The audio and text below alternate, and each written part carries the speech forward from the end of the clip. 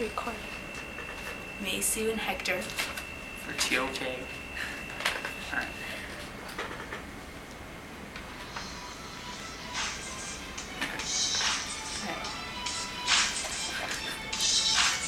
Christopher Columbus sailed the Great Ocean Blue in 1492.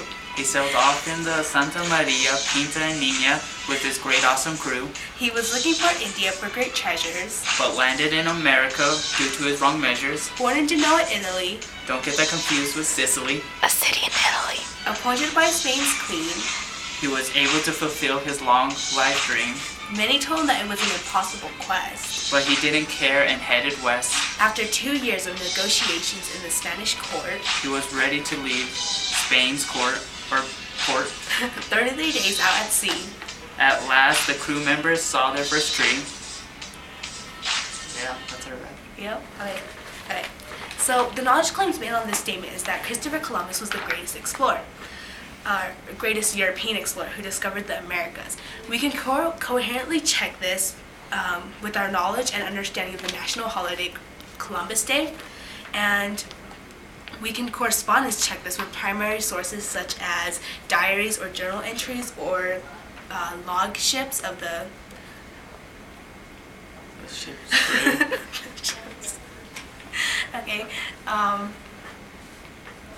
However, we can't pragmatically check this because there's no way for us in the 21st century to go back in time. The knowledge claim is also a statement of personal observation because this is saying that Christopher Columbus was the greatest European explorer is a personal opinion, and the person who was alive at the time who made the statement passed it on, and that's why it's a statement of personal observation.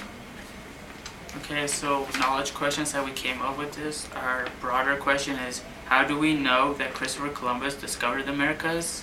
How do we know that the natives who inhabited the Americas didn't discover the Americas? And then our broadest question was, how does the lack of historical records in the past affect the reliability of history?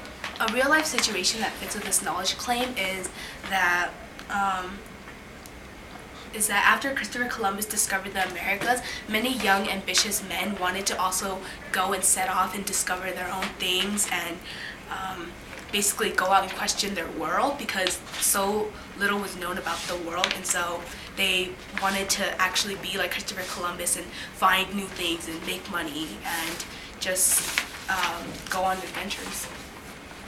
Okay, so our second knowledge claim was, the lack of knowledge about the world is why Christopher Columbus did not find India but landed among the New World.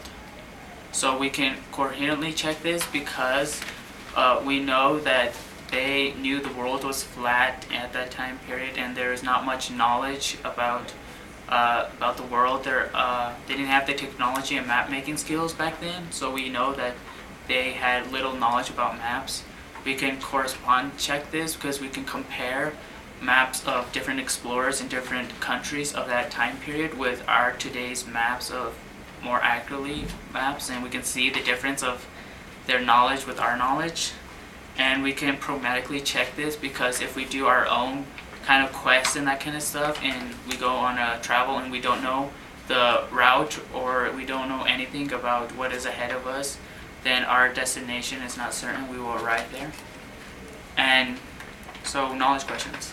Okay, our broad question that came up with this: what prior knowledge did Christopher Columbus need for his expedition? How did the views of the world and other explorers influence his decisions? And our broadest question is, how does our knowledge and the knowledge of others affect our views and perceptions? Okay, so the real life situation we came up with these knowledge claims and knowledge questions was because this is a knowledge claim of reason and perception. Because Christopher Columbus didn't have the basic knowledge of what was west of him, it wasn't certain that he will arrive at India, but arrived in the Americas. So what we came up with was an example is an architect. If he doesn't know any of the mathematical or engineering parts that he must learn to construct something, then it's not certain that if he builds a bridge or a building that it will hold or be sustainable. Or a doctor if he doesn't go to medical school and learn the basic knowledge of how to help the patients, and that he won't be able to know what is wrong with the patient or how to fix it. So that whole perception and reason of knowing the knowledge and the communication of knowledge through correspondence checking is why Christopher Columbus didn't land in India but in the New World, because he didn't know what was ahead of him in the West. And the sources that we have are, we said that it was not 100% valid because the primary sources are the original documents from the Queen of Spain herself and Christopher Columbus's diary. However, it's said that Christopher Columbus's diary is lost, and so we can't really check that because there is no document found of Christopher Columbus. However, the only document that's found was his translator.